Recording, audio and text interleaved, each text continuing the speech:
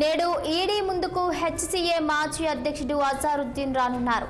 2020-23 మధ్యలో హెచ్సీఏలో జరిగిన అక్రమాలపై ఉప్పల్ పోలీస్ స్టేషన్లో పలు ఫిర్యాదులు నమోదయ్యాయి. సుమారు 3.8 కోట్ల రూపాయల అక్రమాలు జరిగినట్లు అధికారులు గుర్తించారు. క్రికెట్ బాల్స్ కొనుగోలు, gym equipment, fire equipment, bucket chairs కొనుగోలులో అక్రమాలు జరిగినట్లుగా గుర్తించారు. ఇదే వ్యవహారంలో అజారుద్దీన్ ముందస్తు బెయిల్ పొందారు. అయితే తాజాగా ఆయనకు ఈడీ నోటీసులు ఇచ్చింది. దీనికి సంబంధించి నేడు అజారుద్దీన్ విచారణకు హాజరు కానున్నారు.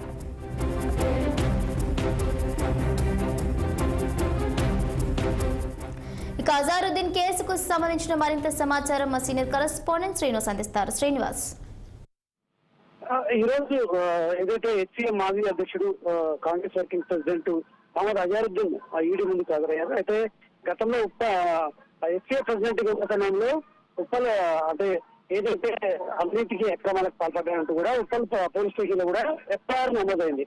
అయితే ఈ నేపథ్యంలో అంటే 2020-23 మధ్యలో హెచ్సీఏలో జరిగిన అక్రమాలపై కూడా అప్పుడు ఉప్పల్ పోలీస్ స్టేషన్ లో ఫిర్యాదులు ఉన్నాయి. అంటే మొత్తం 3.8 కోట్ల రూపాయలు అక్రమాలు జరిగినట్టు కూడా ఫిర్యాదులు పేర్కొన్నారు.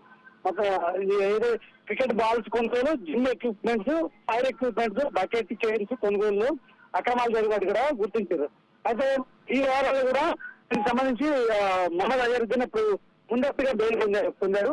అయితే తాజాగా ఈ నెల 6న కూడా వీటి అజారుద్దీన్ కి నోటీసులు జారీ చేసింది. అయితే 6న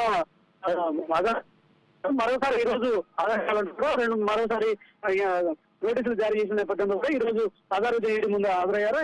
దీనికి సంబంధించి ఈడీ అయితే అజారుద్దీన్ ప్రశ్నల వర్షం కురిపించే అవకాశం ఉంది. ఎందుకంటే తన హయాంలో ప్రెసిడెంట్ గా ఉన్న హయాంలో కూడా క్రికెట్ బాల్స్ కొనుగోలు, ఎక్విప్మెంట్స్ వీటికి సంబంధించి ఎక్కడ కొనుగోలు చేశారు, వాటికి సంబంధించిన వివరాలు ఏంటి, అదేవిధంగా వారికి సంబంధించిన అక్రమాలపై కూడా జరిగిన ఆరోపణలపై కూడా ప్రశ్నల వర్షం కురిపించే అవకాశం ఉంది. మరి అజారుద్దీన్ ఈడీ ముందట వివరణ ఏ విధంగా ఇస్తారనేది మాత్రం చూడాల్సిన పరిస్థితి. సో ఏదైనా సరే అజారుద్దీన్ ఈడీ ముందు హాజరై బయటకు వచ్చిన తర్వాత మీడియాతో కూడా మాట్లాడే అవకాశం ఉంది చెప్పచ్చు.